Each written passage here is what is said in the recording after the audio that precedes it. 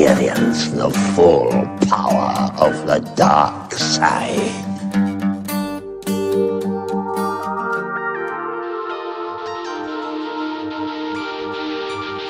Good!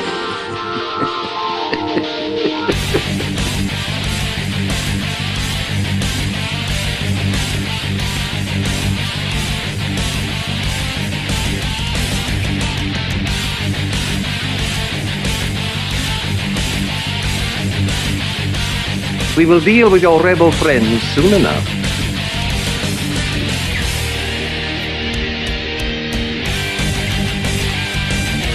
What the?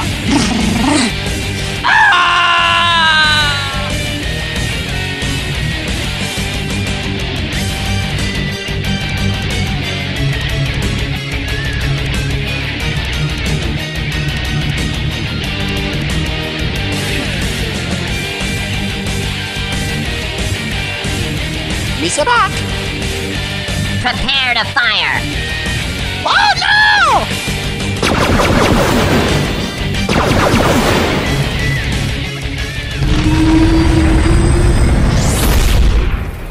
Hello and welcome back to Star Wars Beyond the Stars for episode number 26, recorded on Wednesday, March 18th, 2015. I'm your host Fred, aka Sith Lord Corv. And joining me tonight is the commander of Sith Intelligence, Agent Louis Olan. Hello, Fred. Hello, everyone on Twitch, YouTube. What is going on? And as always, it's time for tea and cakes with Imperial Intelligence. Served by ID10T. And Paige is over there trying to feed one of these cookies to drink. She likes cookies. Find out more about our show at StarWarsBeyond.com. We're available on iTunes, Stitcher Radio, and SwitchOneNetwork.com.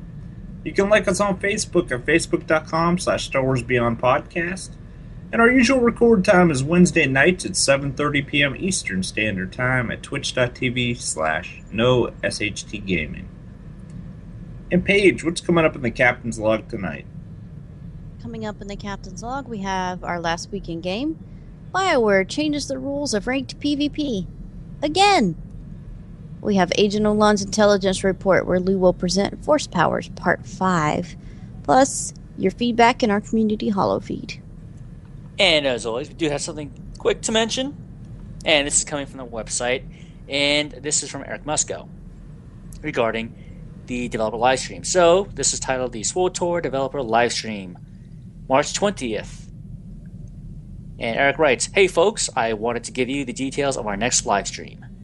When? Friday, March 20th from 3 p.m. until 4 p.m. Central Daylight Time. Where? Twitch.tv/SWTOR. Who? Bruce McLean, Michael Backus, and myself, Eric Musco. And what? We are going to talk about the story coming to Zyos and what is coming in Game Update 3.2. No spoilers. Hope to see you there, Eric." That sounds like that's going to be the stream that is replacing the Boston Community Cantina that they canceled. Okay.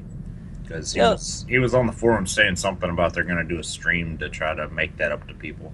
Mm-hmm. Yeah, and I know he did respond to that maybe about a week or so after that had been announced. And, well, apparently, I think, if I remember correctly, he said that they were going to make it up, but he never gave a firm date. And this is the first time that they actually gave us a date, which is less than, 2 days away? Yeah. So, I mean... BA for notice. Well, at least we were notified. And the thing is, though, I mean, if this is what they're going to use to replace the cantina, normally I haven't been to one, unfortunately, so I don't know how long they normally run. But an hour, to make up for a cantina event, I don't know. At least to me, it's like, at least go a couple hours, because there are going to be a lot of questions on that live stream. And hopefully he's going to have backup, like Tate, maybe 2 other people to at least monitor the chat. One, to police up the people, because it ended up being what it is. There are going to be D-bags out there. And 2, just to again, sift through all the stuff that's flying across the screen and get those earnest questions that deserve to be answered. I'll be surprised if Tate's there. I think that they're going to talk about what information they have, and then toward the end, Musk will probably read a few of the questions from the chat room, and that'd be it. Yeah, I mean, if their previous live streams are any indication, I mean, and these are the ones, I'm harkening back to the ones where Eric Muscat and David Demaray were doing the streams for the class changes. Yes. Right before Shadow Revan hit. It's going to be all three of them, okay? Probably in front of one laptop. Or maybe two, who knows. And they're all scrunched around a little table. And that'll be pretty much it. Like they're in the basement. Right, or they're in some side conference room that, the interns use for lunch. That probably isn't too far off from the truth. But with the class balance, when they were doing the class changes and they were doing those streams, they were actually doing some gameplay in there. And with the two of them, it took 2 hours, and they were pushing it to cover class changes. So they're adding another person, and they're aiming to be about an hour. Right. But what I really expect this to be, though, is just going to be Bruce McLean and Michael Backus just probably reading off something, or just going off of a rehearsed / memorized little piece or little blurb of information that they can give us, and that's about it. Yeah, I'm sure whatever they're going to give has been highly policed already. Right, and the moment he put in no spoilers for Game Update 3.2, it's like, part of me says, then why even bother? The moment Bruce and Michael say their piece about Zios, there's no need for me to continue watching anymore. Yeah. Well, there's always hope, Lou, because Bruce McLean, if he happened to get drunk on the stream, he could spoil the entire story. Right, but since it's 3 p.m. their time, it's probably a good bet that they're still at work. So it's 5 o'clock somewhere. Right, but I don't think they follow that rule. Well, Bruce McLean isn't exactly known for not spoiling things. Right. But I'm sure he's at practice. Or, that they gave him a form letter saying, look, this is exactly what you're allowed to talk about. Memorize this. Formal letter of warning. If you spoil anything, you're done, McLean. No, I wouldn't say that. I wouldn't go that far. Just say, this is your cheat sheet. This is it. This is all you can talk about. Just memorize these little topics and you're good. Don't deviate from the plan, man. I remember listening to him on an interview after he spoiled the whole Shadow Revan story, and he was like, yeah, we'd been so quiet about it for so long, I had it in my mind before I went to that Cantina event. I'm going to tell anybody anything they want to know. Uh-huh. I'm sure it didn't take any alcohol to loosen his lips. That's why they acted like it was such a taboo subject every time somebody would ask Musco if he was inebriated at that Cantina event. So what else we got quick to mention here, Lou? Well, we got a couple of things. We have a quote. Well, yeah, quote taken directly from the forums. The original post, I believe, is Tate, and he's responding to one of the players. And this player, Saber Scorpion, is asking, sure wish the bright blue eyes had been fixed instead of simply removed. Hope you guys bring them back. To which Tate responds, and this is from last week on the 13th of March, folks. They were removed in order to ensure that they weren't purchased while in a bug state. Not because we aren't going to fix them. We are looking into what happened now, and they will be making a return. You will still have them once they are returned to the market / appearance designer. What was wrong with the blue eyes? See, that was the thing that I didn't see anybody mention exactly what was wrong with them. I did see follow-up posts from Tate specifying that when they come back, they're actually going to work on female characters now. I don't know if just female characters weren't able to see the blue eyes, but people were buying them and for some reason displeased with them, and they completely removed them from the market. Well, from what I remember from some of the responses or some of the feedback that I read from players, was that they saw no difference after buying that option than using the generic blue eyes that are available in the character created in the first place. Like, there was supposed to be a market difference, like a real, like, if your character was standing across from me in game, like, you know, virtual 10, 20 meters away, I could see your blue eyes. Like, it would be that noticeable. Like, there would be something there, like, you know, a really bright whatever that another player could pick up. So, wow, you have that option. And from what I remember, a lot of players saying nothing happens. You buy it, nothing's there, and when you look up close to someone else, or when you look at your avatar, it's no different. Well, it's just like the green eyes. They're only different by like a shade or two. The bright green ones that they added. I mean, you can get green eyes on a regular character, but the bright green ones are like 2 shades brighter. It's not anything you're going to notice just by looking at a character. You would only know because you made the character and you know which one you picked. But I think for something like this, where you want that kind of cosmetic option, I mean, look at the hairstyles. You know, obviously the cosmetic hairstyles. Yeah, you know that character has that hairstyle because it's noticeable. Everyone knows it's not the generic lot that's available to everyone, whether you're free to play, preferred, or sub. You know, those ones are open to you right off the bat. You know, that's something unique. It stands out. Same thing I would expect for, you know, the eyes. You know, I want them to stand. I mean, if I see them across the way, yeah, damn, that person's got the bright blue option. Not crazy like head beams or headlights, but. Oh, so you want the eye color to be just as differentiating as the hairstyles? Yeah, I mean, it should be. Like, you know, at least for me, like, someone looking at your character should say, damn, you have the bright blue eyes option. Oh, so when you use the bright blue eyes option, it should make your eyes stick out of your head. Well, that's a whole other thing in and of itself. Did you see the fixed version of the shaggy hair? Because remember, they just patched that this last week. Did you see that, like, now there's only a couple of the textures that are missing? Like, when you spin the character's head around, like, it'll disappear in different ways, but when you're looking at him head on, it looks right now. Yeah, because I have that on my shadow and on my gunslinger. It looks better. It looks like they took it about 95% of the way now. They just need to polish off those last couple textures, and they'll have a solid hairstyle. Right, because right now it's not bad at all. I mean, it's bearable. It's a lot better than it was before, and you don't notice it right away unless your character is doing something really crazy in the game. It's pretty much gone. But yeah, if you're, you will see that. Oh, I have seen that in my characters, but not as often, and it's not as bad anymore. But it is there. Back to the eyes thing. For the people who purchased it, it sounds like they don't have it anymore. Like, they're saying, I wish you'd bring it back, and he's saying you will have them once they're returned to the game. So did they take it away from the people that had it? That's the indication, is that they disabled it completely. I think if you made a character that had those eyes, that character will still have those eyes.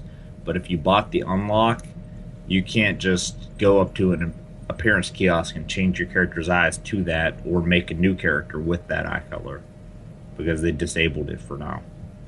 I don't think if you had a character that had bright blue eyes that suddenly you're going to log in and, they're gray or blue now. Right, no, that didn't happen. Oh, okay. It's just that you no longer have the option. If you were going to create or make adjustments to other characters you have, you weren't allowed to pick it anymore. Okay. Well, one of my questions, I guess, is if they're going to take something out like eye color and fix it and then put it back when it's fixed, aren't they doing that with some of the other things that are broken? Some of the ones that are very clearly broken. Like what? Like hairstyles, for example. I mean, they're not taking them out, fixing them, and putting them back. They're fixed enough. I think the only reason they took the eye color out is because that specific one wasn't showing up on female characters at all. All right. And people, I mean, even when the hairstyles were broken, as soon as you bought them, you could still see them, use them, whatever. And if you buy an eye color and then you go to character creation and you can't use it at all, I think they would just rather disable that than have people buying it and spamming them, saying that they're not getting what they paid for. Just my thought. All right, we got one more thing to mention, though. Yeah, and this is regarding their community cantina event items. And this is, again, following a couple of quotes, and this is from one of the players, named Reese's Tor. And the original post was, please offer these for sale. Gosh, should be for sale. Please offer these for sale on the cartel market at some point. There are only hundreds of thousands of players who will never have the time, opportunity, convenience of location, or means to visit a Cantina Tour event. To which Eric Musk responds, first, we have no plans to introduce any of our Cantina exclusive items to the cartel market. That being said, as part of our ongoing improvements to cantinas, our new mounts are going to work completely different than how our pets have in the past. Without going into detail yet, even if you don't go to an event, there are definite ways to get the mounts. We will be talking details on this when we do our next live stream, which we should be announcing the date for soon. Eric. This intrigues me that they're going to have ways to get Cantina event items without actually having to go to one.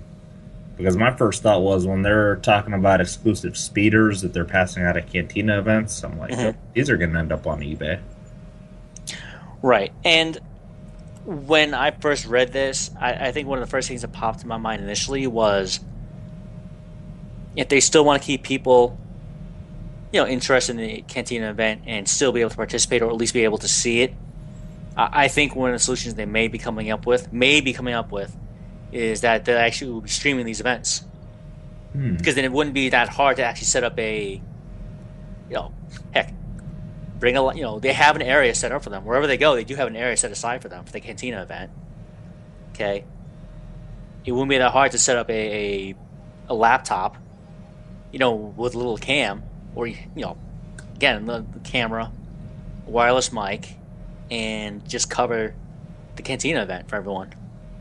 I don't want to misquote here, but I think it may have been the Snave interview that he did of Musko, where he almost asked him that verbatim, like word for word of what you just said. Like, it wouldn't be that hard. Or it might have just been Snave mentioning something on ToroCast about it, but he actually said it wouldn't be that hard for them to stream this thing. Why don't they do it? And right. Musko's whole thing was, well, because that's not really what the Cantina events are about. See, and to me that answer makes no sense, because then what is it about? If the point is not to expose as many people as you can, but just that few that come to your event, okay, then they just say so. But I mean, what he writes here is that they want to have more people out there involved in these events, or they want to distribute this stuff. Well, how else are you going to do it? I mean, one of the way they could do it is, okay, if our event's going live now, hey, retweet this for a chance to win a free pet, which they probably might do anyway. Oh God! And that's how people get the new pet. Don't do that. I never win the Origin that. Free Code Fridays. If you're not going to live stream it and have people participate that way on your Twitch channel, then what other options do you have other than following them and retweeting them on Twitter? Okay. Going to their Facebook page and hitting like and subbing to their page and having a chance to win the mount, pet, or wherever they offer these things going forward. Well, what my first suspicion would have been, but he nixed it right there when he said they're not going to add it to the cartel market. Because that would have been my first suspicion. Oh, we're going to see it pop into the cartel market. But I have no idea how they would give that stuff away then. I mean, you know what they could do, but I know they won't. They could send these codes out to their fan sites and podcasts to give away to people. Wouldn't that be nice? Yeah, that's actually a pretty good idea. I mean, that would be nice. I mean, they trusted us with Talon Fawns and little droid pets. Exactly. And since the Tor community, at least the podcast community, is pretty, the overall community is pretty tight-knit or friendly enough to, where you can actually have that. You have a pretty good distribution right there. Yeah, and since they're planning on giving away different ones at different Cantina events, give out different speeders to different podcasts. That encourages people to listen to more than one of them. But I think they might hold off on that just to, keeping a novelty for each one. I mean, if it's anything like the Tonfon codes, they're only going to give maybe 10 to 20 codes to each show, so it's not like you could just pass them out to every single listener you have. You'd have to figure out a way to give them away and kind of be fair about it.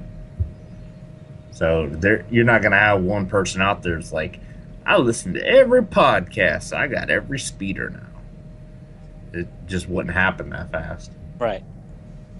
And, of course, when they sent out those codes to the podcast, they'd have to be like, all right, guys, here's 20 codes. You're not getting any more for 6 months. You better ration them. Well, at least, that's one way they could do it. Just say, look, this is all you're getting until the next event. So use them sparingly. I mean, if the next event's not for another 2-3 months. Well, we know what the next one is. It's going to be in Anaheim for Star Wars Celebration. So we know when that one's coming up. Because they are supposed to be there. So. All right, well, that covers our quick dimension stuff. So let's go ahead and move into the captain's log. And Paige, what have you been doing over the last week? Take a guess. I actually PvP'd on my operative. That's all I did. I've had a very busy week at work, and I will continue to have a busy week until, well, when I say a busy week, I mean last week and this week, so busy 2 weeks. So that's all I've done, and I can say that I lost every single match that I did. Every single one. And it made me so very grumpy. However, I did do well, trying to, top the charts or as close to it as I can, and I normally do. And as I was writing this, and I wrote this just as I had signed off, and I wanted to say just a couple things about war zones and PvP in general, just because I do it so much, and because it was fresh on my mind, and because I needed to tangent a little bit. And I just wanted to say, I really love it, but sometimes it's like a gigantic Shaduki storm. And there are times when it doesn't matter how good of a player you are if your enemy is just as smart as you are. And, maybe I can handle 2 or 3 bad players by myself, but if you put me toe-to-toe with someone who actually knows what they're doing, and as a challenge, that's actually when it starts to get fun. And there are times that no matter how good of a player you and your teammates may be, if they still don't understand the strategy, or they simply don't care about the strategy, they may be, killing everyone that they come across, so they're off by themselves, standing in the middle like a Shaduki head or whatever. You're going to lose that match.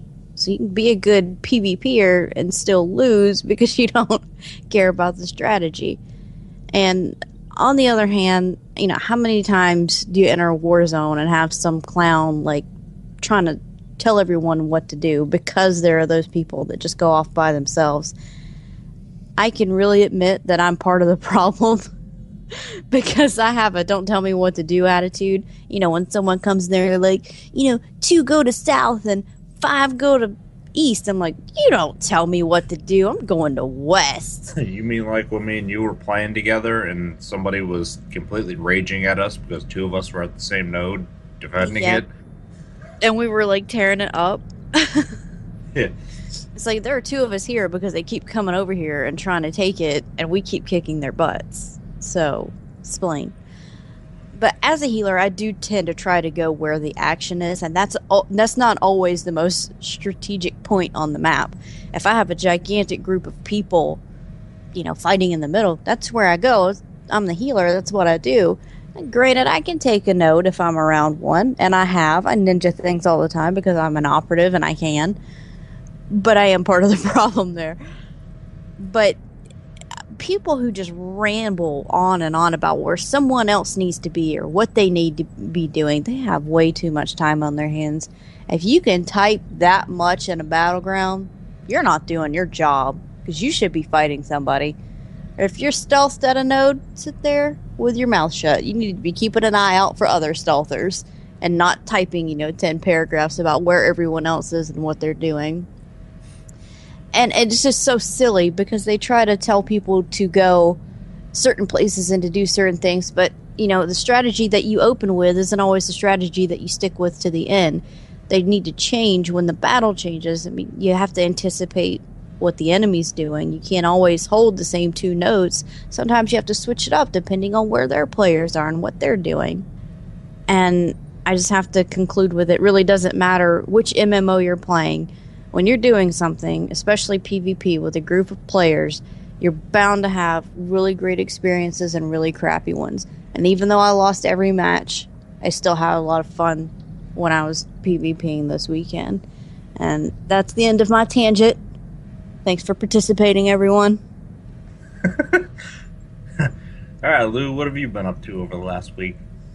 A bunch of different things. Just catching up with a bunch of my characters, especially my max level characters. Well, first off, I was finally able to, I think by Friday or Saturday, where I had finished off gearing up the last of my companions on my Marauder, my Sentinel, and my Gunslinger at this time. So they all 3 of those characters, all the companions have that free 192 gear from Yavin 4 from that weekly, which is pretty neat. But as I mentioned last week, last episode, the only downer with that is, of course, they all look the same. Okay, or you just don't get that special look you want to give your companions, depending on how you role play that character. All right, like for example, my Sentinel. Originally what I was trying to do is, just before I switched my Sentinel over to the Sentinel armor that the Sentinel first gets, leveling up, I think the mid-teens to maybe the mid to late 20s, when the Sentinel gets it's literally labeled the Sentinel armor. Sentinel chest piece, leggings, boots, and it's orange gear. So of course it's adaptable. And if you remember, of course, it's the exact same look that the female Sentinel has from the very first class trailers back in 2011. Okay, where it's the midriff type top, okay, the gray top, gray leggings, gray boot, and the straps going around the arms, the bracer, and the legs, and the boots. So I was going for that. And what I was doing for Kira was actually put her in it, almost a stereotypical console look, since she uses endurance and willpower. Nun hat and all? No. I spared her the flying nun hat. I put on a regular, the tiara type looking headgear, even though I hit it eventually anyway. And I actually put her in a pair of pants. I didn't give her a lower skirt.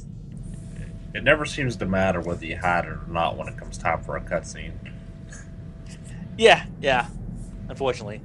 But, the point I was trying to make, as you play the game and you level these characters and level your companions, obviously you grow attached to them and you actually want them to portray a particular look. All right, like Doc. I had him going in the pseudo-smuggler's look, but now I put him in the 192 gear. He looks like... it's alright, but it looks like he's got like the smuggler's problem with the jackets, where you have that overblown type collar going across the neck down towards the front of the jacket.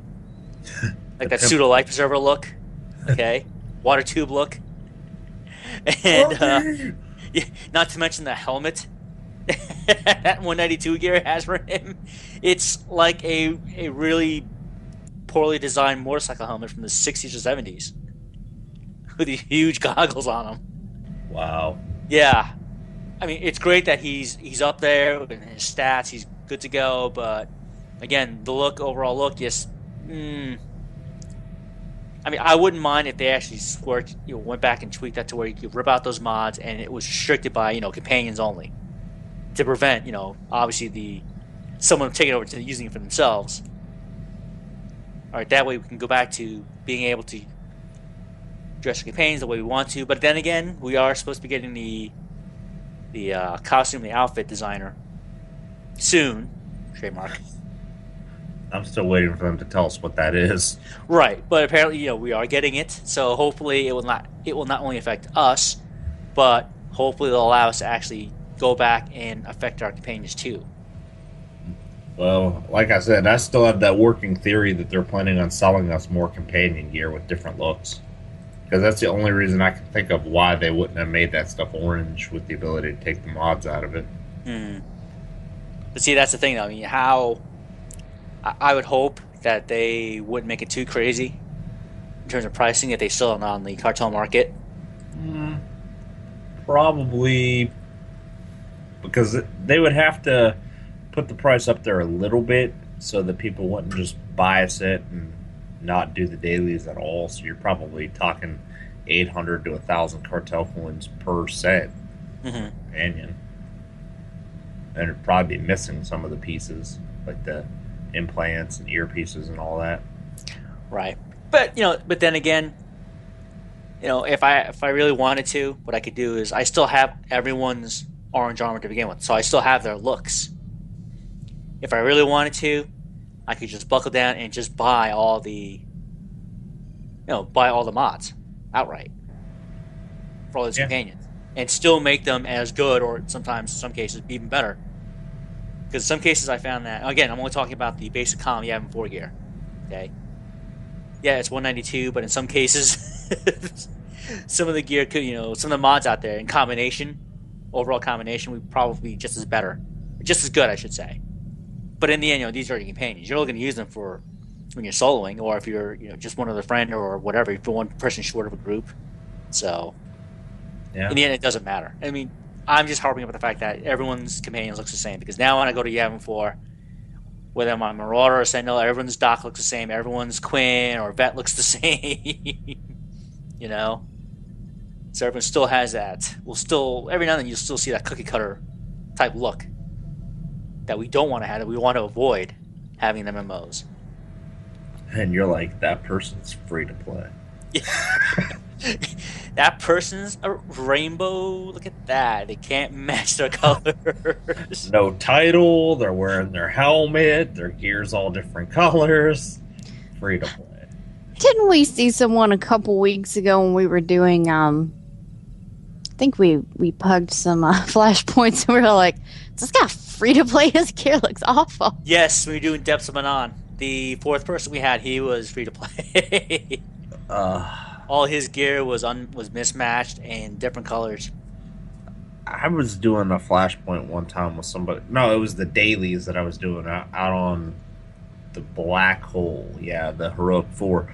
I was doing it with somebody, and I died one time, and they revived me, and that was fine. And I got up and I kept fighting, and then that person ended up dying one time, and I revived them, and they got up, and then they ended up dying again, and I died, and I had like a long cooldown for some reason, and I'm like, all right, why don't you revive and then pick me up again? And they're like, I can't revive, I'm free to play. No. Like, oh, that's terrible. That's it for you, buddy. You forget some of those restrictions that they have on those people until you're playing with one of them. Mm-hmm.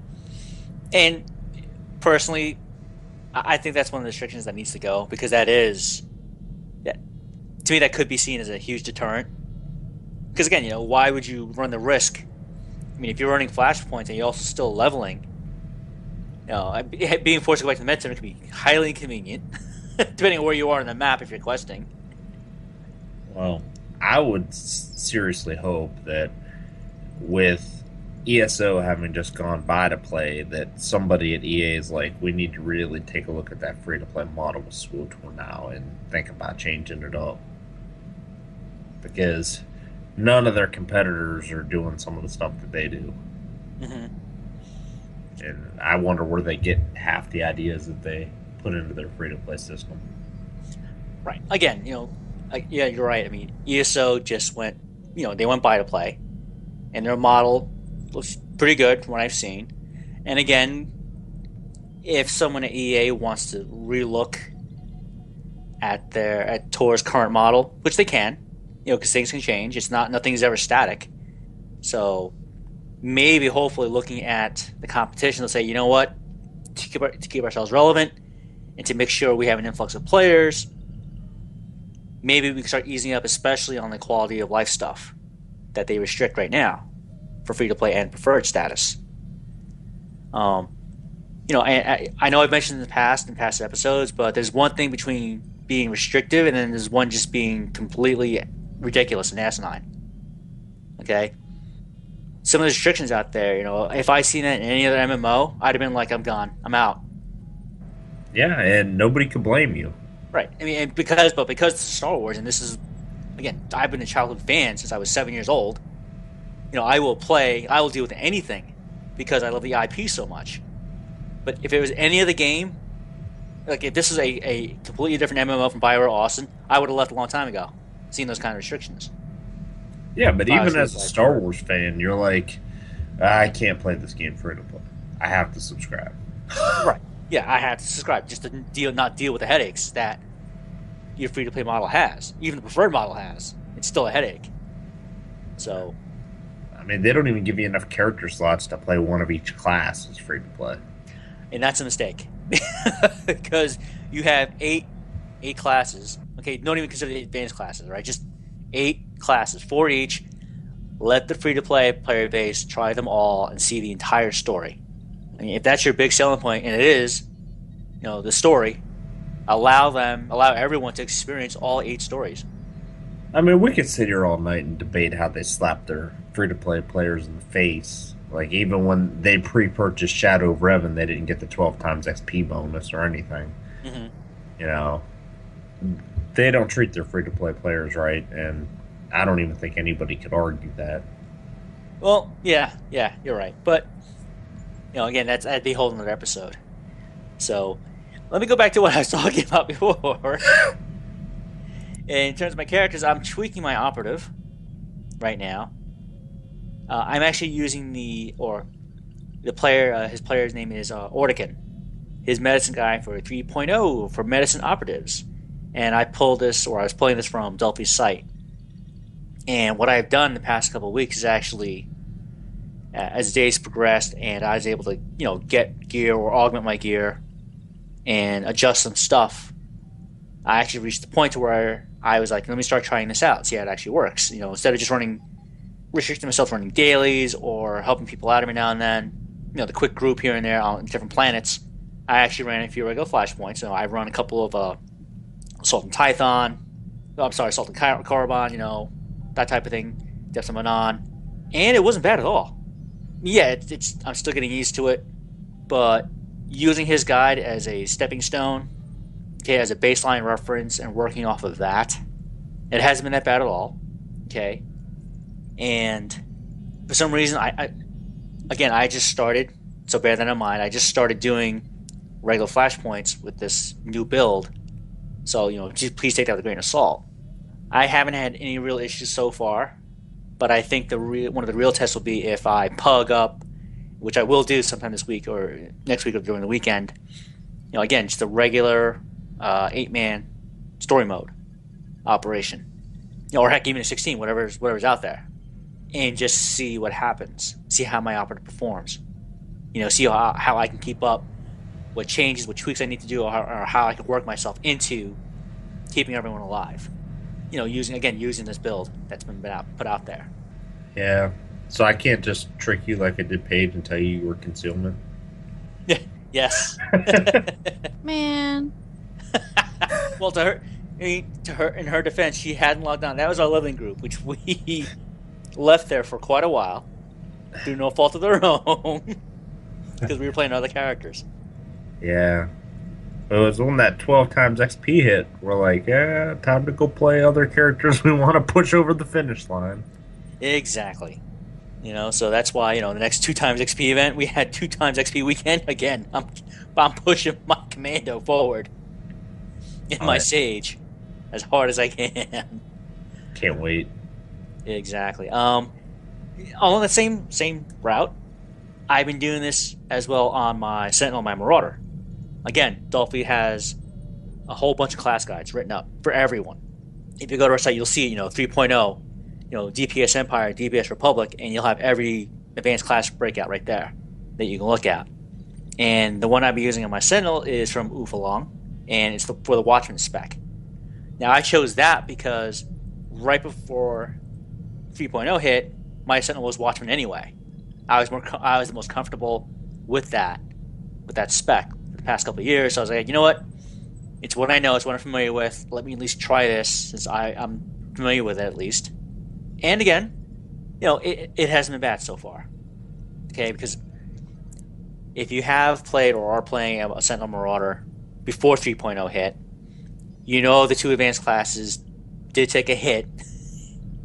All right, and if you go to the forums, you see exactly what's been going on.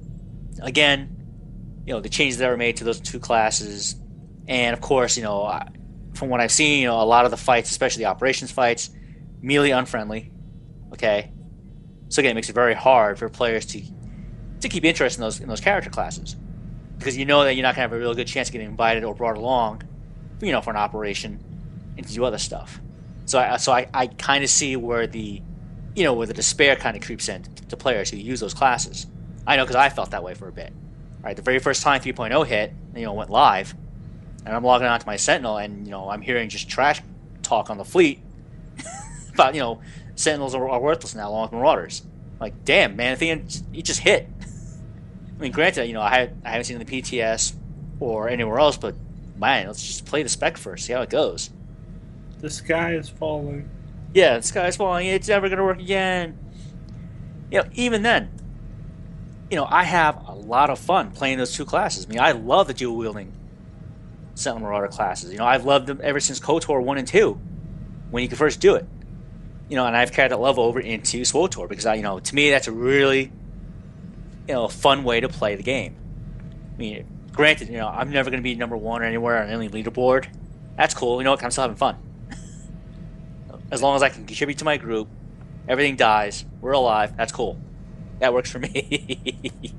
All right, so with that, now with my Marauder, again, there's a guide on Dolphy's site I'm using. It's from Stippling, and it's using his Annihilation spec, which from before, my Marauder, before 3.0, past couple years, was Annihilation.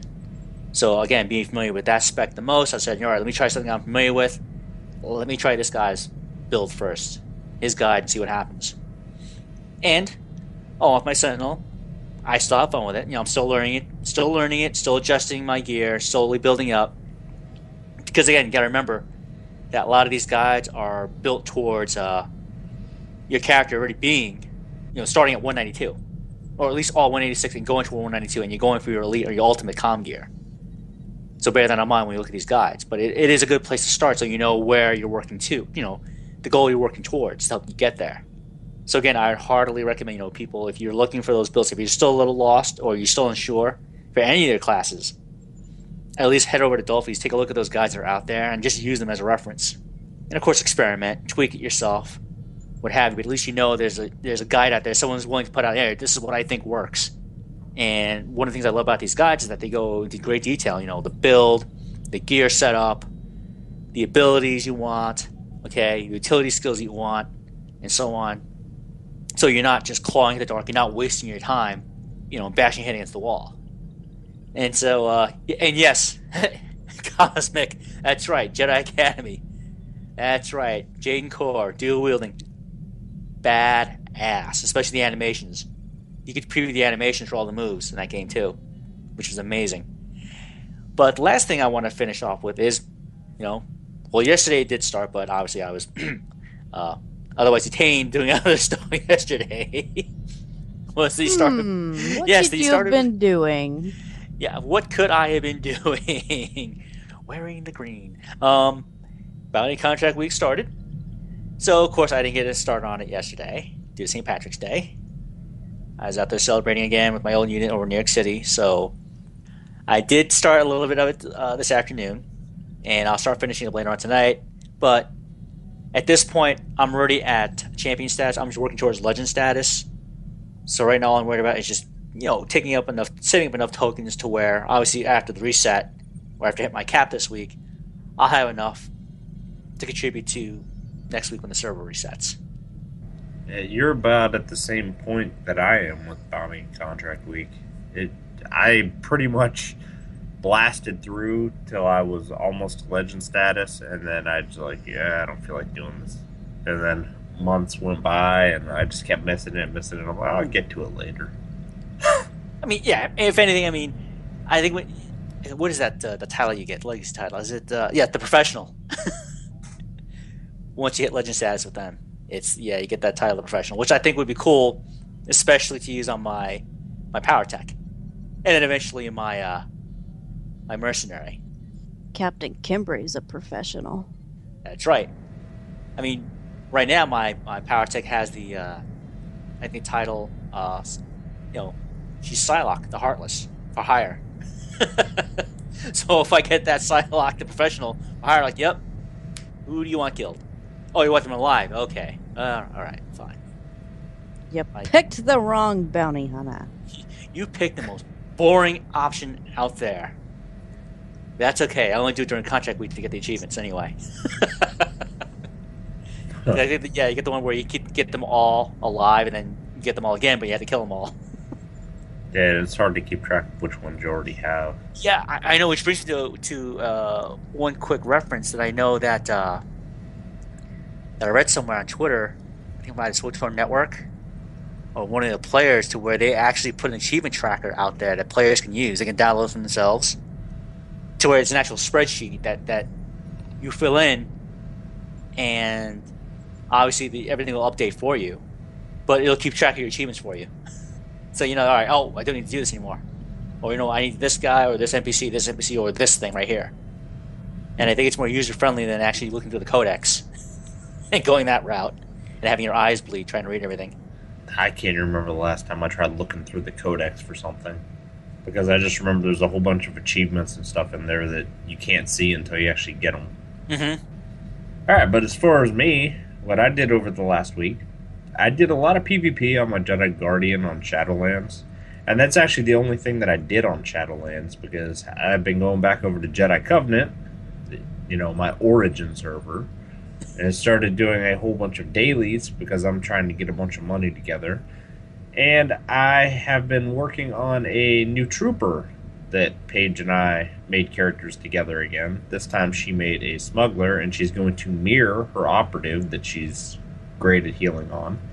And I'm going to, for the first time ever, attempt to play a tank in this game. And No, that's not true. You attempted to play a tank as, what was that, an assassin, right? Well, I didn't really... I leveled him up tank spec, but I didn't really try to tank because I always played him alone. Oh, okay. But it intrigues me, the idea of being a ranged tank, because I'm an old school MMO player. I was always sword and board, so I want to try the range tank in this game. And this is the first character I ever made that has scars. I'm not sure how I feel about that yet, but, did you ever make a character with scars, Lou? Yeah, I have in not here, not in Tor, but in other MMOs I have where it's an option. Like I know I've done it in games such as Age of Conan, where I make characters with scars, and same thing with Elder Scrolls Online. I have a couple of characters that have scars as well. Yeah, but again, that all depends on the overall look, and again, it also depends greatly upon how the game engine and how the game itself, like how they code it, how they make it look.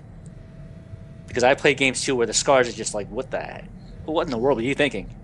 I think that they look really nice in this game. As far as, a scar can look nice. I mean, they look realistic and, detailed. And some of them you can tell, okay, this was from an explosion. This is a puncture wound. This is a, slice. They look very nice. This was bad acne. Or if they could get the kind of look and realism, I think Paige is talking about that, especially from the Hope trailer, that Jace suffers. After he sets out the grenade between him and Malgus. Mm-hmm. That kind of scarring, that would look good and that would fit him because he's a trooper. That's what happened to him. Well, that's what my guy has, like a minor blast scar on his face, but nothing near what Jace Malcolm has, because that guy's face was mutilated. I would like to say something here. It says you started doing dailies to fund your new character. You still owe me 800,000 credits. Get on that. Actually, it's 700,000 because I already gave you 100,000. But that goes ahead and segues away from that as we move into our discussion topic, which this will be brief. I'm not going to read off this whole thing that Musco posted here, but I'll give the Cliff Notes version of this. As we all know, there are two separate categories when it comes to ranked PvP.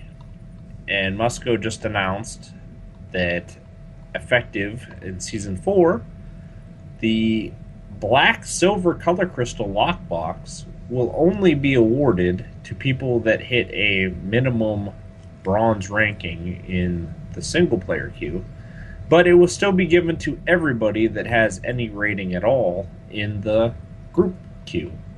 And, well, the other thing that he mentions in here is that this time everybody will get every reward for the tiers below the one that they placed in as well, which is a new change.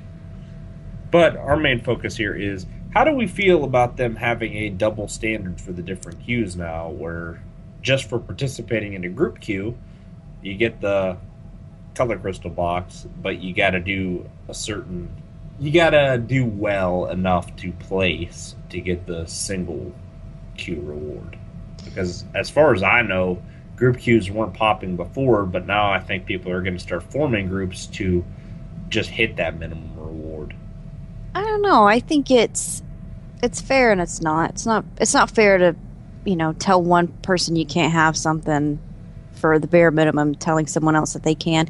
I think that they're considering that when you're doing the solo stuff, I don't know. I feel like it's more about your own skill that you're bringing to the table, whereas when you go on with a group, you have to worry about what they're doing, and I don't know. It just seems like I don't know what I'm saying. Maybe they shouldn't give them the same thing. I don't know. What do you think, Lou? You think it's a big deal that they're basically saying if you queue solo, you got to do well enough to place if you want the prize, or if you just queue up with 4 of your friends, even if you lose every single time, you get the prize? I think they should hold that to both the single and the group queue, to where if you're going to hold the single queuing player up to a bare minimum level of performance, the same as it has to apply to the group, because it kind of places. I guess it'll make it harder for queues to pop at all if players who, for some reason can't group up or don't have the time to sit waiting for a group. If you just want to pop in any match that's open, because I've only got half an hour to play or an hour to play. I'll just try and squeeze as many matches as I can. And now I tell them, well, if you're going to queue up as a single player, okay, then you've got to make a minimum rating of X, of this, before you even consider getting anything. But if you're queuing up as a group, then okay, all we pretty much have to do is just group up and breathe, and we get the same prize that a single queuing player has to play for days or weeks to at least reach and maintain that ranking that he or she has now. And they may still never get it if they don't win. Right, exactly. There are too many variables, too many things that can affect the player who's queuing up solo. But again, I'm not reading too deeply into this, but I think for both the single queuer and the group, both have to, before they've got that, they have to have a minimum threshold or performance level before they get that prize. Yeah. Before they're eligible for that prize, because that's only fair. And I agree with you. I think that just screws over the single queue players, and I think they're going to see a lot less participation in ranked PvP because of that. Mm-hmm. Because that was what got people to participate the last couple seasons, was the fact you get a prize just for playing. And now you got to win a certain amount, because if you go in there and you lose all 10 matches, you ain't getting crap unless you're in a group. And right. Now people are going to sit in solo queue for a long period of time with nobody to fight. Even if they wanted to compromise or just start amending, I'm just tossing ideas out here. Even if they remove you have to win X amount of games in order to be considered for that prize at the end of the season, okay, I think what the easiest thing they could do is tell them, look, you have to participate in X amount of battles, all right? Something not completely ridiculous, meaning, you've got to, fight at least twice a day, every day when the season starts to the end of the season. No, that's crazy. But it also has to be, at least to me, a number to where it's not going to be, easy, to where they just log in, that's it, boom, they're gone. It's got to be something they actually have to work for, or strive for, saying, okay, this week it reset, I have to do at least 14, 16, 20 battles this week, war zones this week. Well, to keep my number up. Again, I'm just throwing numbers out, arbitrary numbers out there, but there has to be something to where the player has to be told, all right, this is the minimum you have to meet, so this is what you have to work for. Going off of last season, like, the bottom reward was a color crystal that was red and yellow. I mean, that's not the most attractive crystal in the game, and I don't see what it was hurting to just let that be the bottom reward for people. And, if they want to do it this way, that's fine, but my main problem with this is it's like a bait and switch, because they wait till the season's almost over to tell people this is how prizes are going to be handed out. Mm-hmm. Maybe. I'm sorry, go ahead. I was just going to say, put your cards on the table at the beginning of the season. If you're going to do different awards for the different brackets, let everybody know that before they waste their time playing. I was just going to say, maybe they should always have at least one thing for participation. And then instead of, well, you get it just for being here, in addition to the you get this for participation, you should also get something based off of your ranking. That way you at least get something for being there. You don't feel like you wasted all that time. Well, again, and that's a good idea as well. And again, and to tie that in with what Fred just said, I really think that if they want to go forward and keep, start promoting PvP better or more effectively, all right, you have to tell your players what's in store for them. You have to give them the incentive. Okay, I mean, how many of us enter a contest? No, okay, enter this great contest, but we're not going to tell you what it is till the day before the draw. It's like, all right, I'm not going to waste my time. Well, I think a lot of people decided not to waste their time as soon as they said that there wasn't going to be a bottom-of-the-barrel reward for losing 10 times in solo queues. Mm-hmm. Like, Tio normally does some number crunching at the end of the seasons and stuff, and he shows about how many people participated and ranked from season to season. And I'll be very curious to see how Season 4's participation ranks against Season 3. Yeah, I mean, it again, I haven't seen those numbers, so I'll wait on him. And again, take that with accept it with the plus or minus, since we don't know the exact figures. All right, but the thing is, the key point is, if you want to encourage people to participate, highlight and showcase the stuff before the damn season starts, so that people have something to look forward to. Like, they know, all right, crap, that's the second tier thing. If anything, I want that at least. Okay, or at least obviously everyone wants to work towards being top 96, but at least everyone will know, hey, you know what, if I don't make it, I know if I hit tier 2, I'm eligible for this, and that's cool. Or if I get tier 3, I get this. That's fine. I'm happy with that. Well, I don't think that they should be tightening the belt on these rewards until they have some kind of cross-server system or something that's making these queues pop faster. They shouldn't be doing anything to make people not queue. Like, if they wanted to do this and they had cross-server PvP in, by all means do this, because then people will still be queuing thinking they have a chance of getting into that bronze tier. Mm-hmm. But people like me, I was queuing up last season. I wasn't going in there expecting to win, but I was going in there to try, and I didn't lose every single time. I won 1 or 2 matches on each character out of the 10 that it took me to get my rating. But when they announce, okay, well, if you happen to lose all 10 matches, you aren't getting crap, I'm like, I wasted my time this season.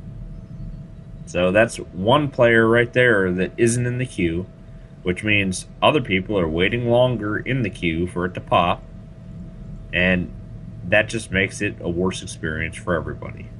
Right, and again, as Play just mentioned in the chat, you have to let people know what the rewards are, okay, and the ratings they need to hit in order to get it, to obtain these items, okay, and that's how you motivate people to play the damn game.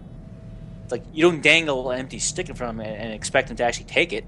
People only do that for so much, but they realize, screw it. Past experience has let me down, so why even bother? And you know what? That could be the one season where actually, holy crap, all the tiers got amazing stuff. And it would be a lose-lose situation for them because they kept tight-lipped and tight-mouthed about what the prizes were. They didn't encourage anyone to participate. No one participated. And now they're going to get backlash once you realize, why didn't you advertise those prizes in the first place? Because we didn't know what they were until we announced them. You see, and that's another problem I think that's endemic to this, is the fact that I don't think, at least from my own experience, seeing how they relay information, they don't even know what the rewards are going to be until halfway through the season. Like, that's ridiculous. I'm sorry, if you need to plan ahead better then. It's like, you need to plan exactly what the prizes are going to be. And as we mentioned in previous episodes, how hard is it to create a flowchart saying, this is exactly what we gave for Season 1, 2, and 3.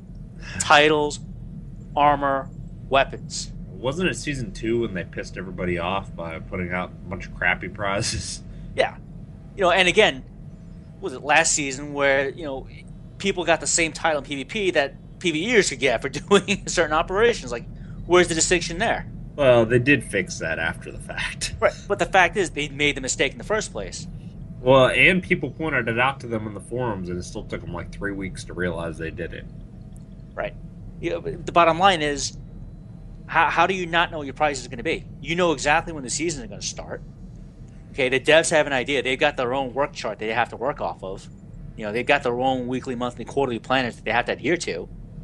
You need to get on and say, look, when is the season going to start? Fine. We need to know what the prize is going to be by this date, because we have to let the player base know. That way we encourage them to participate. Because one of the big things that BioWare starts to use, especially lately, they start tossing metrics around. And having worked in research myself, metrics can be used both ways.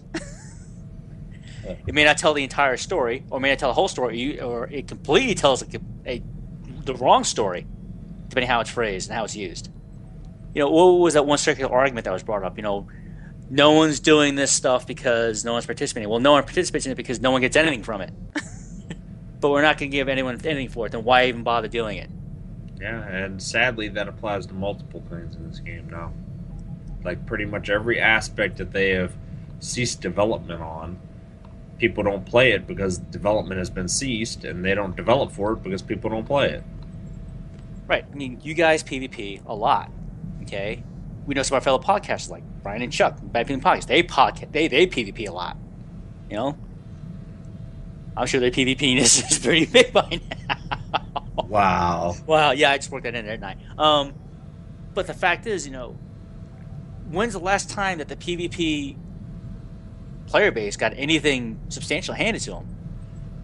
Well, if we don't count arenas, I would say that would be the last Hupball map. And before that, I mean, that was like the beginning of last year. And before that was Ancient Hypergate, which was like a year before that. They don't get things very often. Right, and I know we probably touched upon it last episode, or the episode before that, to where we have a decent size, decent amount of planets in this game. Okay, different types of zones built into these planets. I'm sure we've all said in our heads, like, this would make a bleeping awesome PvP map. All right, like for me, for example, like on Balmora. Yeah, I'm saying it, Balmora. Sobrik. Okay, I think would make a great PvP map. That would be a pretty cool map. All right, it's an urban environment. It's a city environment, so you have all those death traps that are there, all those blind corners. It's big. It's got wide spaces, but also choke points. And same thing too, like just the approach path to Sobrik, where you have all those wrecked and abandoned buildings that are mined or have turrets in there. If you play the Imperial side, you got to disarm the mines, disarm the turrets, which again you could work into that PvP map, saying, "Damn, if you want to get into Sobrik, take the objectives, you got to have players actually disarm the mines, disarm the turrets, while protecting you from the other players trying to kill you before you even get to Sobrik itself." That to me, again, top of my head, that would be a great PvP map. And an assault for you for the blue team, and a defend for the red team. They're defending Sobrik, but your team's assaulting it, and you got to take at least 2 points out of 3 or 4 in Sobrik and hold them. Again, that's just something that they have the maps. I mean, they have the territory. I think with some time, they could actually take little slices of the planets, of the zones, and convert them to really fun PvP maps. and give the PvP player base something they need. And they need variety. I tell you what, though, man, like, with as long as they've been waiting for a new Warzone, if they just threw a reskinned Balmora area in there as the new Warzone, I think people would be pissed. They'd be like, it's been this long and you haven't come up with something new for us? You're giving us Balmora? Well, again, yeah, I guess it would all depend on how they design Balmora, like how they design, like what are the objectives of Balmora? Like the one I just mentioned, one team's the assault team, one's the defend team. Okay, or is it a free-for-all map? Okay. Well, I think one of the biggest problems between developer and player is that the developers don't know what the players actually want when it comes to PvP. And they throw, like, new arenas in there and they go, look, we added something for the PvPers. And they're like, we don't want more arenas. We want a freaking Warzone. Now what?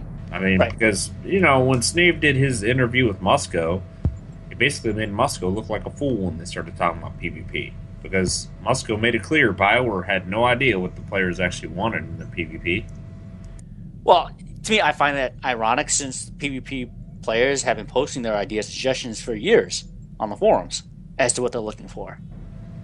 Yeah, but like how you just pointed out with the title that they reused that was a PvE title, if they read the forums, they would have known that was a problem before they even added those titles to the game. It's like they don't read the forums. Right. And I really believe that. I think that the only thing that they read up on is when they start a thread. Sometimes they read the replies and then they clarify things. But in my mind, they spend very little time actually browsing their forums. Which, again, to me, that's a shame because over the years I have seen some really amazing ideas come from the player base in both aspects of the game, from PvP, PvE, and PvP aspects, saying this is what we'd like to see. These are our suggestions. And again, that's just one I thought off the top of my head. I mean, Pele just mentioned in chat Balmora and Hutball map. Okay, there you go. You have the zones, you have the skins of the areas you can use and convert into these war zones or into a new arena, what have you. But at least for me, we're back to having the war on again. Let's bring the war back into this. Okay, and as I mentioned before, Sobrik, one example, top of my head. One team's assault, one's defend. Defend Sobrik if you're that team for like 10, 15 minutes. You got to hold at least 2 or 3 or 4 points that are there in Sobrik. And heck, when it comes to something like Hutball, they could just take some of their most experienced PvPers, give them a setup kind of like Galactic Strongholds, put them in a big empty zone, let them set up the traps. And then just copy and paste it. There you got a war zone. And the rules of Hutball are already clear. Everybody knows them, so you don't need to come up with the new gameplay mode. Mm-hmm. Just These are the rules of Hutball in a new place. Or I think I hope, ideally what I'd like for them to actually do is that actually, if they hold a Cantina tour or the next big event they go to, the next, other than Star Wars Celebration, the next con they go to where they set aside, a couple hours per day saying, hey, this is the PvP portion of the day, to where, on a Friday, for these 2 hours, the devs that are there, they're the ones who design the maps, saying, okay, what kind of maps do you want to see? All right. Again, I mentioned Sobrik. That's one urban environment. Another great environment, God, man, Corellia. Okay? That right there is a beautiful, beautiful map. Again, another urban environment, lots of choke points, lots of places to hide, wide open spaces, narrow spaces, you got it all. Different heights, different elevations. You can even incorporate taking over the tram stations and moving from one zone to another, one part of the map to another, using the tram stations. That'd be cool. Whoever controls the tram stations controls movement on the map. I would like to see them do something kind of like, do you remember from Rift, the Black Garden? Mm-hmm. I would like to see them add a small area on Yavin 4 where instead of like a Hutball type thing, you pick up an item which possesses you with the ghost of a dead Sith that's slowly corroding you from the inside. You can't pass it to anybody. It slowly does more damage over time. and it will eventually kill you. And whoever kills you automatically gets that like debuff thing on them, but your team generates points the entire time you're possessed, and that's how you win. Hey, and it'd be great the way you have them 4 set up. I mean, you have the 4 Sith spirits there. I mean, you got Tulak, Exar Kun. All right. Yeah, I just think it'd be awesome. Like, instead of hot ball where you can just pass this ball back and forth, like once you pick it up, you're stuck with it, and it will slowly kill you. But your team needs to try to keep you alive because that's the only way you generate points in that gameplay mode. Right, and just with that, I mean, I think one of the good areas to set that up, the training grounds. You have them 4, or even the main area to just outside the temple. Yeah, and that would be perfect for that, and it would tie into the expansion. I mean, honestly, in an ideal world, they shouldn't even launch an expansion without having a war zone tied to it that is themed to it. You know, if they had the development staff to make that happen. Right, if they had the personnel and the resources, okay, and the time. Yeah, I would think that's ideal. I mean, you're going to release major PvE content. Again, the other half of the coin for this game is PvP. You know, you got to give that portion of the player base something to look forward to as well. Yep. And you know, again, as we've been hammering the past like 20 minutes or so, they have the maps and the zones already. Just come up with ways to make that a PvP map. Everyone knows those areas already, so because they've questioned on whether Republic or Imperial side, so they know the terrain. But now it's a different factor. Now you're playing against a human opponent who's out there to kill you. Yeah. With these objectives. You know, you've got your objectives, they have theirs. Or if it's free for all, then all right, then just shoot everyone. But you know, other than that, you know, I think those maps, those zones, those old zones that we quested in, and you know, maybe we're bored of, get a breath of new life because now this is a PvP map. You know, I'm not facing, you know, AI program, you know, 203. No, I'm facing someone named, you know, Captain Kimbray, and she's, holy crap, she's coming my way. You know, damn it, there she comes again. Yeah, she's not a scout. Oh, wait, damn it, she's a gunslinger. I think that, like, just using Sobrik as an example, like, that is a city that you kind of struggle to get control of in the PvE world. Like, you know, it belongs to the Imperials, and then, you know, the Republic, what do they, bomb it or something? Mm-hmm. Yeah, you take it over. And there's that struggle there, you know, we need it back, or we need to defend it, you know, that type of thing. The struggle's already there. It just, you have to put the players in there against each other now. That's all you have to do. I say that's all you have to do, like I know how to do all this stuff. And yeah, it'll take you 10 minutes. But I think that the option is there, that they're just not thinking about it. I don't think they're even considering doing anything right now. Right, but you know, that's a great idea. You know, again, everyone knows that depending on what faction you play, what happens to Sobrik.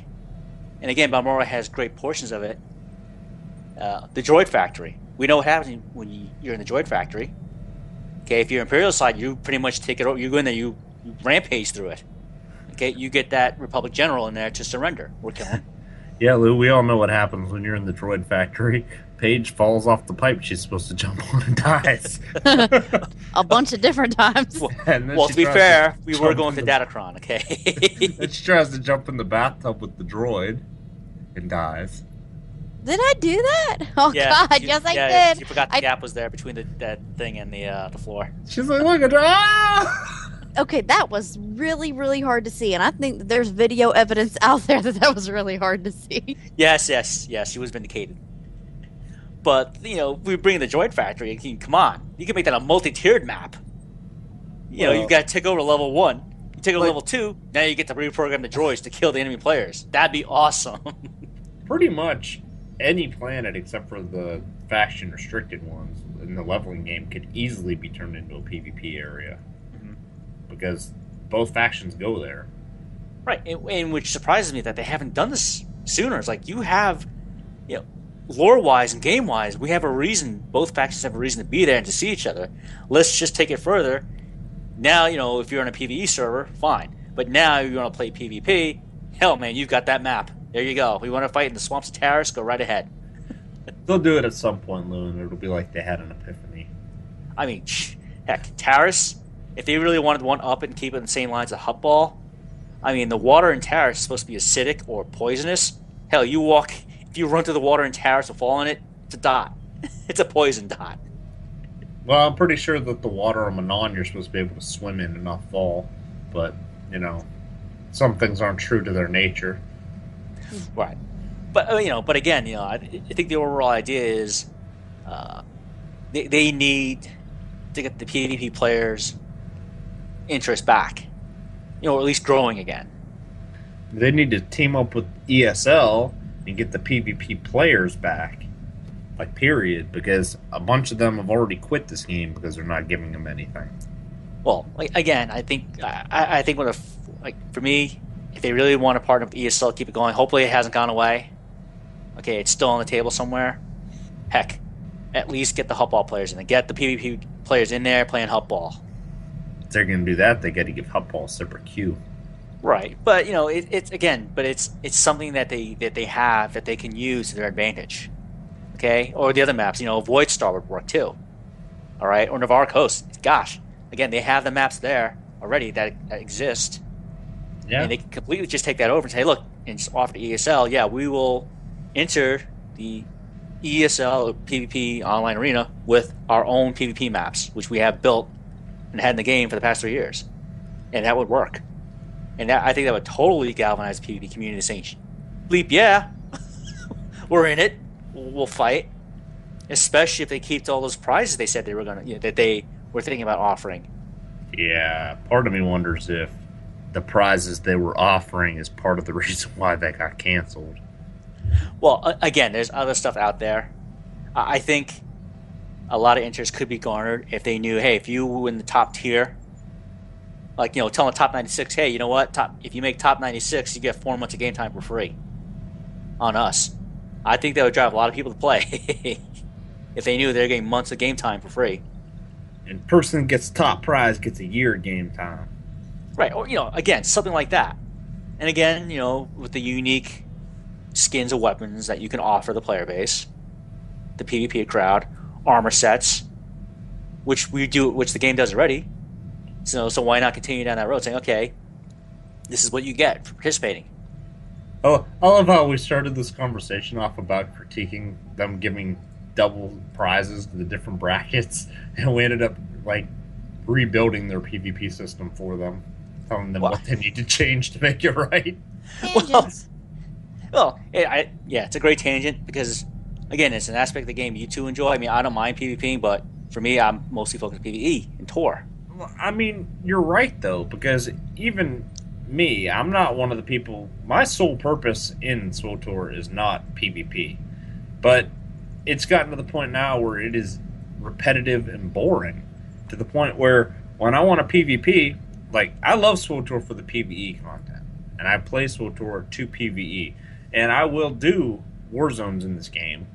But I'm not one of the people where I'll get on every single character I have and just do war zones all day. Because to me, at this point, there's other games out there that do it better.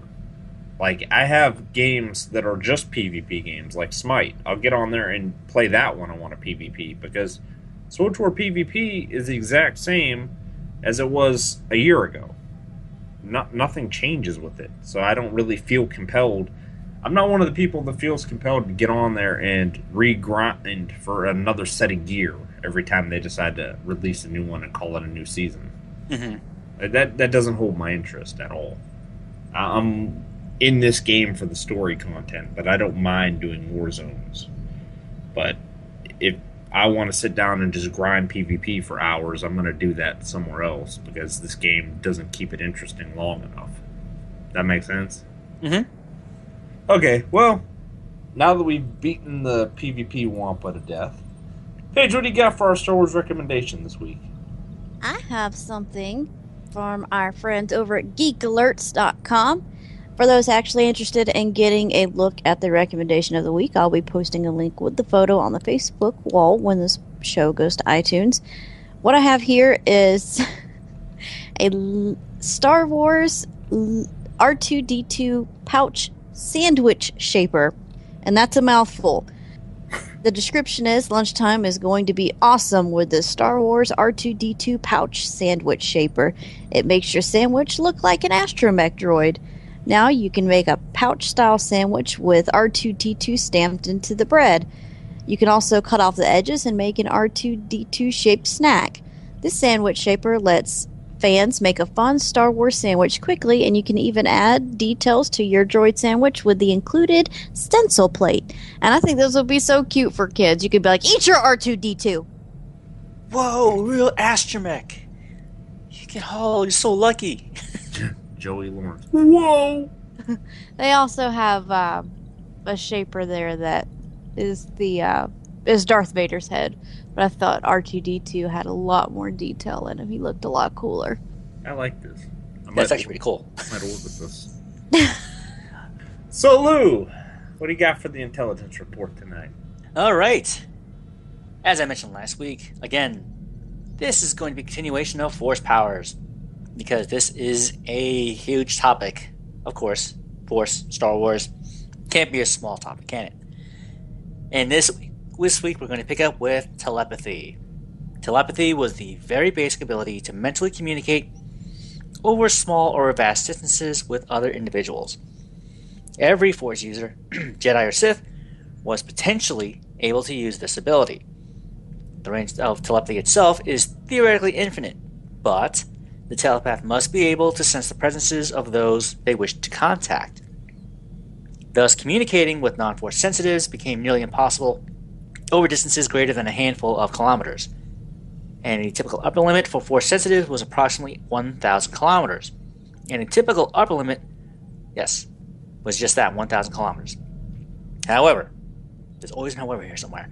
Individuals who either shared a biological relationship or a particularly strong emotional bond were known to communicate across far greater ranges.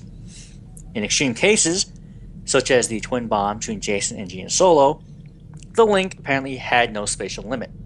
That's right, folks. If you read the EU, yeah, they could talk across the galaxy, put it that way.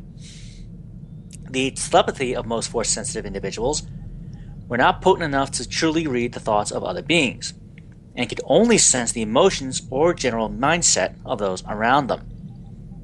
This form of basic telepathy was more commonly known as Force empathy, which I mentioned last week. While every Force adept was able to use telepathy to some degree, very few of them were actually skilled enough to participate in actual telepathic conversations. Most Force-sensitive individuals could only exchange short 4 or 5 word sentences to those that they shared close bonds with. Usually, Jedi employed telepathy only to read the states of mind or engage in silent communication. Eye contact, in part, allowed a user to have less difficulty in focusing on a target's thoughts. A very skilled user could isolate their own brainwaves, intercept stray thoughts, screen multiple minds simultaneously, whisper across space, yell without noise, keep secrets, and uncover the truths under layers of deceits and hidden memories. Adept pilots could even be able to seek information from other stars so as to navigate a starship through hyperspace without the use of a navigacomputer. Moreover, telepathy also gave its user an advantage in combat, as it could be used to predict the next movement of an opponent, and furthermore to taunt and confuse opponents by echoing their voice in their head in every direction, masking the user's position. Saisi Tim, Plo Koon, and Kit Fisto were 3 of the most skilled Jedi telepaths. Some species, such as the Iktochi, the Anzadi, the Hortek, the Kermians, Zeltrons, Umbarans, and Drathos, had evolved a natural telepathic ability, common even to those of their number who could not touch the Force. When trained as Jedi, their natural talents were often magnified 1,000-fold or more. This was the case with Saisi Tin, whose natural powers and this ability caused him great discomfort during his years as a Padawan. It was not until he was trained by Jedi Master Omen Bori that he learned to better control his telepathic sense. Beings who could use telepathy were banned from most casinos, wonder why, in the galaxy. Neural Storm was a telepathic ability that used psychic energy to overload a victim's neural network, causing extreme but momentary disorientation. Next power is Comprehend Speech. Comprehend Speech is a Force ability that enables a Jedi to understand the spoken language of any sentient he/she is interacting with, though it does not necessarily allow him or her to speak it. merely understand the general meaning. It is possible, or it is possibly an extension of the telepathy power, as Revan was described as, quote, ripping the Rakata language from their minds, end quote, comprehending their tongue only moments after meeting them. Obi-Wan Kenobi also demonstrated this ability on Nelvan, having been able to understand and translate the speech of an Nelvanian shaman Ovros, though some of the nuances of the speech evaded him. This power proved ineffective at comprehending the language of extremely xenophobic cultures, as evidenced by Revan's inability to understand the Sand People dialect. Spoiler, if you haven't played the game, he had to use the droid for that. It can be guessed that cultures that actively refuse contact with other cultures, such as not caring whether a particular individual can communicate with them or not, can negate this ability. Use of the ability is aided if the sentient itself is force sensitive to some degree, as demonstrated when Luke Skywalker encountered the Komja on Nuran, and found he understood the language without making an attempt to interpret it. This power was known to the Witches of Dathomir as the Spell of Interpretation. Next power is Shadow Vision. And really quickly, Shadow Vision was just a force power that was formulated by the Disciples of Twilight. Users of the ability could use the Force to gain low light vision, allowing them to ignore the concealment of others, specifically those rendered invisible. And now we go up to the next major portion of force powers. This is the third one, and this is the group known as the Altar Powers, or in the words of Jedi Master Bodo Bass, Altar is the third and most difficult area to master, where it involves the student's ability to modify the Force and redistribute its energies. Altar was an advanced form of Force use. Many non-trained Force sensitives stumbled upon this group of powers accidentally, usually resulting in disastrous events. Untamed, these Force powers can cause mass chaos, as the art of manipulating other objects must be perfected and honed. Within the Jedi Order, these abilities were considered to be altar abilities and were taught to Jedi Knights who had mastered this art of control and sense. Capable of affecting the environment, these abilities were vital to a successful Knight, as without them, individuals could see the Force, but were incapable of manipulating it. In the Jedi Order, the Great Masters considered the techniques of telekinesis, affect mind, and alter environment to make up this family of abilities. And so the first power we come to is Alter Damage. This was an application of the Force used by the Order, and the Council of First Knowledge classified it as a technique which fell under the umbrella skills, again known as Alter. And these abilities were those which called upon the Force to manipulate things in the environment separate from the user. Mastery of this skill came hand in hand with the mastery of lightsaber combat, as it was used in conjunction with use of the weapon. When used correctly, a practitioner could manipulate the energy of the lightsaber and reduce the damage caused to the target. Used while fighting both living and non-living opponents, this technique can make the difference between killing an opponent or completely disabling a droid or a piece of machinery. The next power we come to is Alter Image. Alter Image was a force power developed by Hyobu Solaron, which allowed the user to alter his or her own personal features, such as the height, weight, skin color, facial features, sex, voice, and body shape. These changes would stay as long as the Force sensitive kept the power up, but would be dropped whenever the Force user fell unconscious or simply lost concentration. However, other Force sensitives skilled in receptive telepathy had a chance to see through this disguise, which resulted in a contest of skills between the two Force users. The power became more difficult to use the less the Force user knew about the person being imitated. Okay, and just for a quick side note here, folks, this is from the extended universe. Hyobu Solaron was a human male who was one of many Force sensitives that was captured by Palpatine, and that he wanted to be trained as Dark Jedi. Now, the next power we come to is called Alter Environment. And this was a force power that involved various techniques that allowed the user to manipulate nature, enabling the creation of phenomena such as force whirlwinds, or fog that could be used to attack or to shield the users from opponents. Plo Koon further modified this ability with his considerable knowledge of physics. Alter Environment could be used to manipulate temperatures, creating freezing sub-zero temperatures in seconds, or blistering heat that could burn. With this ability, a user could generate electrical discharges over broad expanses of ground, vacate areas of air, or increase the pressure of the air to burst eardrums. The power allowed a Force Adept to form small earthquakes and fissures or gather the moisture in the air to bring about flash floods. Now I wonder which classes use those powers. Moreover, altered environment could influence already existing natural occurrences. For instance, a thunderstorm could be manipulated to unleash a burst of lightning, rain clouds to start up torrential rains, or cause the sky to hail. Windswept seas could be coaxed to rear up in massive waves or form whirlpools. This ability utilized the innate force energy, or life force, of the object being manipulated instead of the force energy of the user. In other words, when a Force Adept used this power, he would use a small amount of his or her own power to harness the innate power already present. This could lead to the formation of killer waves and lightning storms with minimum effort and concentration, and depending on the amount of energy expended, little stamina. A greater knowledge in physics would result in more precise control. In a larger range of methods, this power could be used, as well as improve the time it took to enact. However, a being would need to monitor the effects in order to keep them from spreading to disastrous consequences. Okay, and just a quick side note, I did mention Streen. Okay, Streen was, again, from the Expanded Universe. He is a elderly knight. He's from the New Jedi Order. Okay, I bring this up because Streen and the Sith Emperor, that's current in SWTOR, okay, these are the most notable adepts of these powers.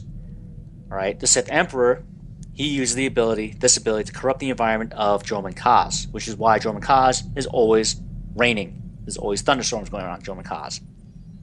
Now, the next power we come to is called Animal Friendship. Aw, Animal Friendship, also referred to as Beast Control or Beast Trick, was the Force ability to control an animal. Once calmed, the animal could be used by the Force user in various ways, including as a mount or guard beast. And I had some examples here. For example, Darth Bane used this power when searching for a lost tomb, using it to subdue the will of an attacking bull Rancor. The Twi'lek Jedi, Taught Danita, also used this ability to befriend a vicious Boma in his quest to find Princess Gallia on the planet Onderon. He rode the creature into the Beast Rider's base before he, Eula Kildroma, and his brother, Kay Kildroma, learned the truth about Queen Amanoa. Kriya, from KOTOR 2, taught this power to the Jedi Exile when they were both stranded on Duxon as a means to make their journey through the jungles easier. And believe me, if you play that game, you definitely want to learn that power. The next power we come to is Battle Meditation. Now, Battle Meditation was a Force ability which considerably boosted the morale, stamina, and overall battle prowess of an individual's allies while simultaneously reducing the opposition's combat effectiveness by eroding their will to fight. With the Force, one can coordinate entire fleets of ships, allowing them to perform at maximum efficiency, acting as a single entity with the ability to counter every enemy move quickly and effectively. Though ideal for meditating large-scale conflicts, battle meditation was also effective when employed for the benefit of one's comrades in small skirmishes, attacks, and duels. And a quick quote here from Olan. In the old days, the Dark Lords of the Sith built meditation chambers in their warships. In the heat of battle, they would seal themselves in the chambers and direct powerful visualizations upon the conflict that raged all around them. So, battle meditation was not merely a province of the light side. Powerful dark side users could twist the wills of their commanded armies, not through subtle influence, but with total domination. This perversion of battle meditation was called Sith battle coordination by the Dark Lady Lumia. It was later identified by Darth Caedus as Sith battle meditation. When Nomi Sunrider asked her master if those who used the dark side were able to command battle meditation, Olan replied that indeed they could, but it was very rare. Lord Scare Khan also used Sith battle meditation during the New Sith Wars in opposition to the superior powers or prowess of a female Serene Jedi Master. 1,000 years later, Command Admiral Neal Taklan was a master of Sith battle meditation, using it to great effect during the Battle of Endor. This is another future battle, folks, not the one we see in Jedi. Following Palpatine's death, the shock of the sudden removal of this influence threw the Imperial Navy into chaos and allowed the Rebel fleet to defeat them. Jorah C'baoth, the insane clone guardian of Wayland's Mount Tantus, increased the victory percentage of Grand Admiral Thrawn's armies by 40% via dark battle meditation. And I have further examples here. Okay, this force power was first made famous by the ancient Jedi Masters of Olan, who I just mentioned, Arca Jeth, and again, previously mentioned Nomi's Sunrider. Olan used it during the Unification Wars, while Arca Jeth used it with great success during the Beast Wars of Onderon. Being naturally adept, Nomi's Sunrider applied battle meditation in nearly every conflict she participated in, such as the Freedom Nad Uprising and the Battle of Koros Major. It was also practiced by Bastila Shan during the Jedi Civil War and the battles of Rakata Prime, with impressive results. Well, impressive either way, whether you went light side or dark side with her. Didn't matter. And this week we're going to conclude with Combustion. Now, Combustion, or Flamma Fracta, was the force ability that allowed users to cause an object to explode by sheer force of will. It was rarely used on a person, and the effects on inanimate objects and people were devastating. Depending on the size, density, and vulnerability of the object in question, combustion would become harder or easier to use successfully. It is disputed whether combustion could be prevented or stopped if another Force user concentrated on an object to prevent it from exploding. This may have cancelled it out, or it may have done nothing. Now I think that'd be a great power to bring to the game. That's just me. But anyway, this concludes Part 5 of Force Powers. Next week, we pick it up with Part 6, and we're going to pick it up with the power of Crucitorn.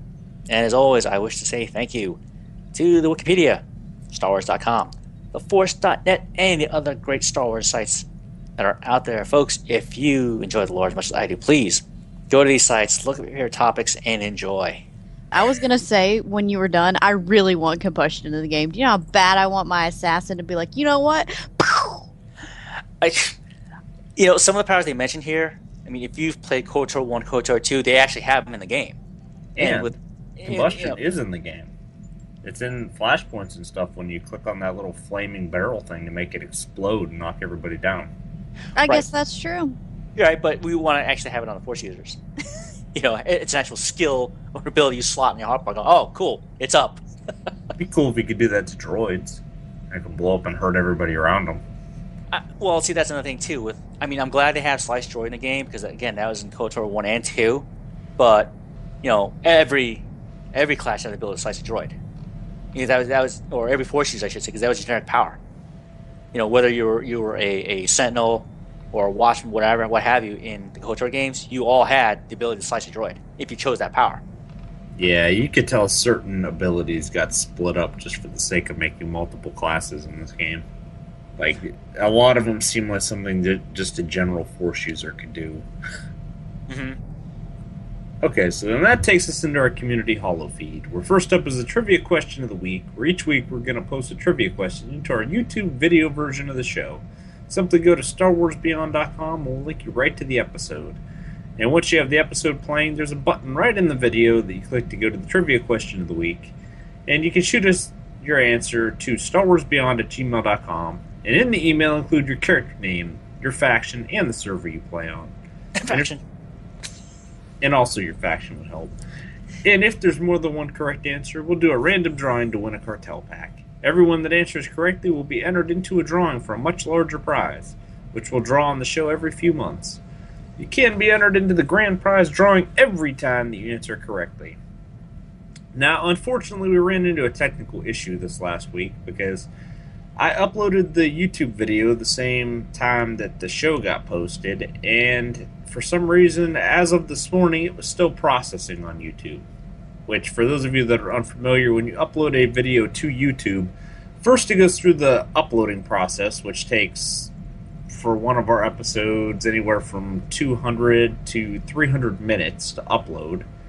And then it normally takes about half of that to process, but every once in a while we run into an issue where it just processes indefinitely and I have to re-upload the video, which is what's going to end up having to happen this time. So we're going to roll over the trivia question for a week since nobody really got to hear it this last week, and hopefully YouTube will be more cooperative this time.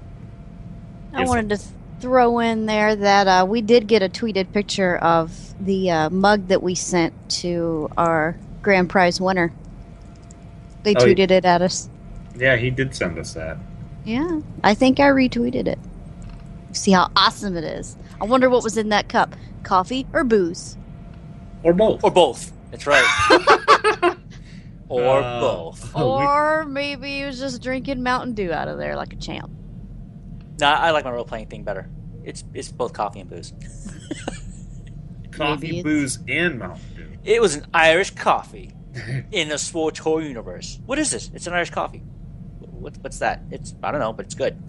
Just drink it. It's an adult version of a suicide, like when you used to go into the gas station and put a little bit of everything from the fountain machine into a cup. Gross. Oh, this was coffee, booze, and Mountain Dew all in one cup. And milk. And that's why we haven't heard from Robbie ever since he tweeted that, because he did a number on him. You mixed the wrong things, wrong sequence. Paige, what's going on in the SWTOR community? You can check out our fellow SWTOR podcasts. Most of them are available on iTunes, Stitcher Radio, and at SWTORnetwork.com. We have ToroCast at ToroCast.com, Corellian Run Radio at CorellianRun.com, UntiniCast at UntiniCast.com, SWTORscape Podcast at NewOverlords.com, The Usual Podcast at TheUsualPodcast.com.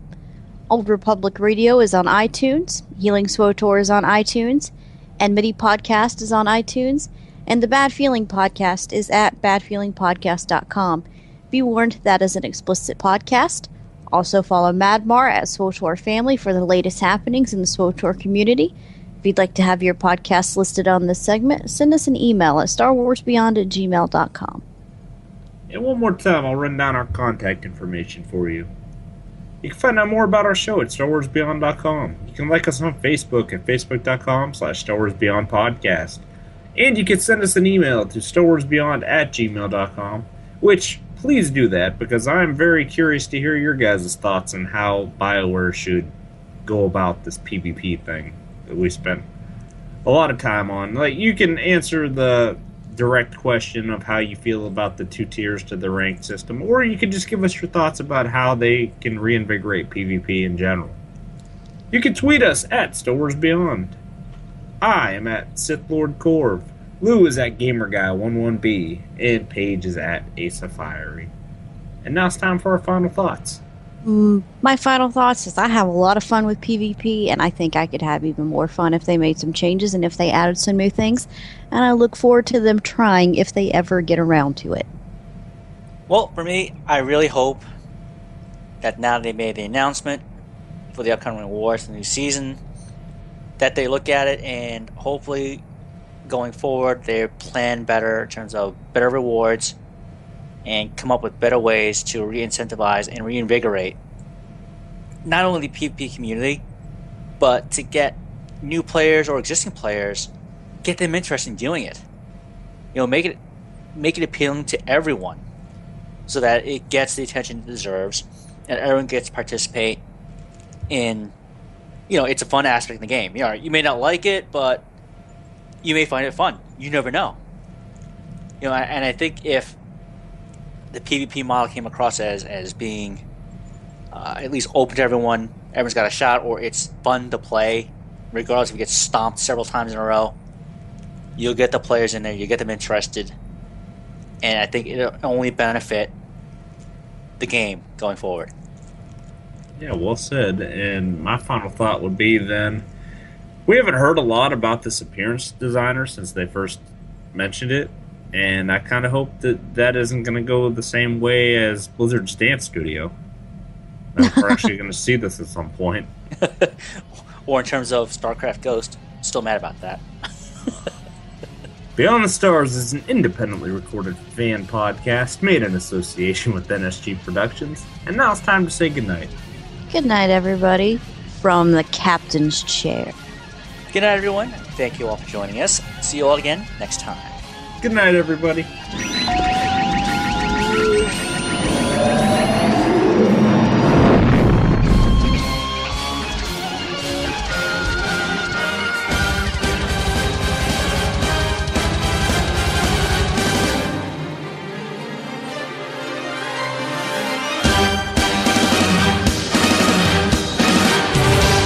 You've served your purpose. Beyond the Stars trivia question for the week of March 18th, 2015. First clue. As a young child, I saw my parents killed during a planetary war, and it drove me to join the military. Second clue. Evolving into a ruthless, cold-blooded killer, I left the military, a decorated war veteran, and declined Imperial service. Third clue. As a mercenary, I went from conflict to conflict, improving and honing all my skills to the finest, from hand to piloting. Fourth clue. In time, I was the deadliest gunslinger in the galaxy, where even the Assassin Guild would renege on their contracts on me. Fifth clue. I would meet my end while pursuing vengeance against a young smuggler and his crew when they pursued a legendary pirate treasure. Who am I? And as always, folks, please send your responses to StarWarsBeyond@gmail.com. Please include your character name, faction, and the server you play on. And as always, good luck. Looking forward to seeing your answers.